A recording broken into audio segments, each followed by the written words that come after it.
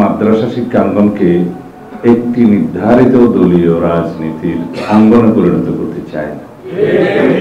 দ্বিতীয় কথা হলো যে বাংলাদেশে ইসলামী কোরআন সুন্নাহর বিপরীতে শরীয়ত বিরোধী কোনো আইন প্রণীত হবে না।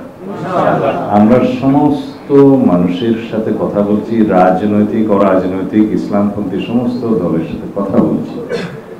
আমরা হেফাজত ইসলাম বাংলাদেশের সম্মানিত নায়েবের সাথে দেখা করেছি, হাটহাজারী মাদ্রাসায় গিয়েছি, সরসিনা সাহেবের সাথে দেখা করেছি এবং আলিয়া লাইনের সমস্ত মুরব্বীদের সাথে যারা এই লাইনের সমস্ত মাদ্রাসা প্রতিষ্ঠা এবং নেতৃত্ব দান করেন সবার সাথে কথা বলছি। উদ্দেশ্য একটা, বাংলাদেশের সকল জনগোষ্ঠীকে আমরা একত্রিত করে, সমন্বিত করে, ঐক্যবদ্ধ করে এমনভাবে দেশ পরিচালনা করতে চাই যেখানে ঐক্য থাকবে, বিভক্তি থাকবে না, সবাইকে একত্র ধারণ করে বাংলাদেশের মানুষের চেতনাকে ধারণ করে সম্পূর্ণ গণতান্ত্রিক ধারায় রাষ্ট্র পরিচালনা করা যায়।